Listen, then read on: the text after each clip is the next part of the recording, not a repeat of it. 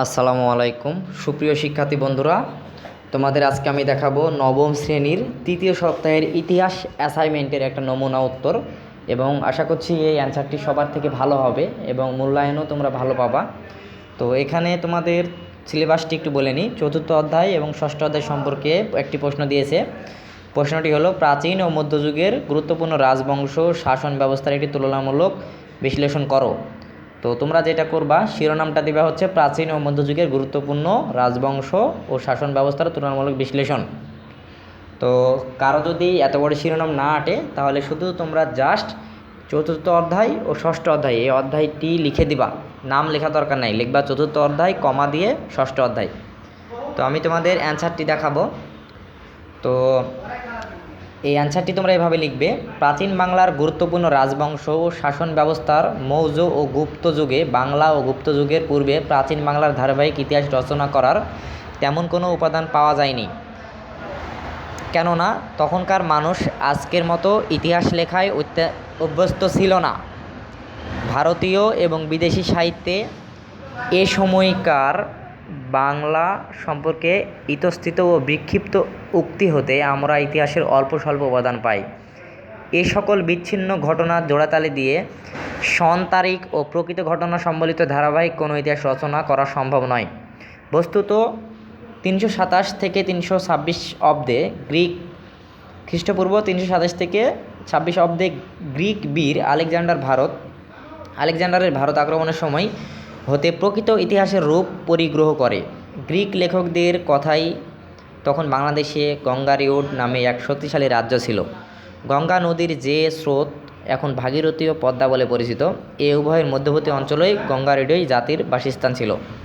Greek গ্রন্থকারগণ গঙ্গারিডই ছাড়াও প্রশিয়াই নামে অপর এক জাতি উল্লেখ করেছেন। তারপরের পেজ, তাদের রাজধানীর নাম ছিল পালিবথরা মানে পাটালিপুত্র। গ্রিক লেখকদের বর্ণনার উপর নির্ভর করে অনুমান করা যেতে পারে যে এ দু জাতি একই রাজবংশের নেতৃত্বে একসঙ্গে আলেকজান্ডারের বিরুদ্ধে অস্ত্র ধারণ করেছিল।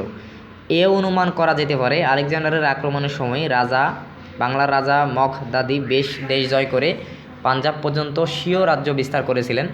তিনি ছিলেন পাটালিপুরের নন্দবংশীয় কোনো রাজা। এ সময় যে বাংলার রাজাই সমাধিক শক্তিশালী ছিলেন প্রাচীন গ্রিক লেখকদের উক্তি থেকে তা নিঃসন্দেহে প্রমাণিত হয়। আলেকজান্ডারের ভারত ত্যাগের মাত্র 2 বছর পর 321 খ্রিস্টপূর্বাব্দে মৌর্য সম্রাট চন্দ্রগুপ্ত মৌর্য ভারতের এক বিশাল অঞ্চলের উপর মৌর্য বংশের প্রভুত্ব স্থাপন করেন। তো এটা তোমরা লিখে নিবা। তো তৃতীয় পেজে গিয়ে তোমরা লিখবা মৌর্য সাম্রাজ্যের পতনের পর শুঙ্গ ও পরে কম্ব বংশের আবির্ভাব ঘটে। এ যুগের ইতিহাস জানার মতো যথেষ্ট উপাদান আমাদের কাছে নেই। ধারণা করা হয় তারা কিছু ছোট অঞ্চলের ওপর শাসন প্রতিষ্ঠা করেছিল। এরপর বেশ কটি বিদেশি শক্তি ভারতবর্ষ আক্রমণ করে। এদের মধ্যে গ্রিক, শক, পল্লব, কিষাণ প্রভৃতি বলে উল্লেখযোগ্য।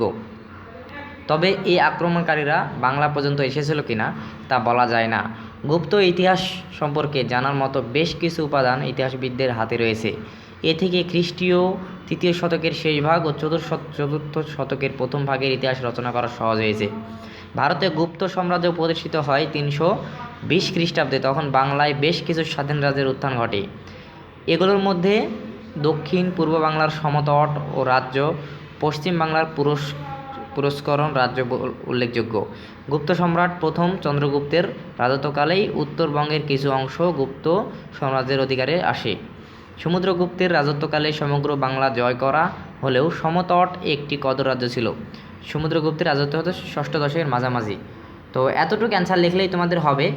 লাস্টে তোমরা পরিশেষে বলে দিবা যে প্রাচীন বাংলার রাজবংশ ও শাসন ব্যবস্থা মৌর্যগুপ্তের তেমন কোনো ইতিহাস পাওয়া যায় না, তারপরও আমরা এই ইতিহাসটুকু লিখলাম এবং তার একটি তুলনামূলক বিশ্লেষণ, আমরা 2 বঙ্গের তুলনামূলক বিশ্লেষণ করলাম। তো এই ছিল তোমাদের নবম শ্রেণীর ইতিহাস। তোমরা ভালো থেকো সবাই, আর ভিডিওটি ভালো লাগলে একটা লাইক দিও এবং এটাই লিখে দিও হুবহু, আশা করি ভালো মার্কস পাওয়া। যেহেতু এটা একটাই প্রশ্ন, এতটুকু লিখলেই হবে। তো আল্লাহ হাফেজ, সবাই ভালো থেকো। চ্যানেলটি সাবস্ক্রাইব করে রাখো বাকি অ্যাসাইনমেন্টের জন্য।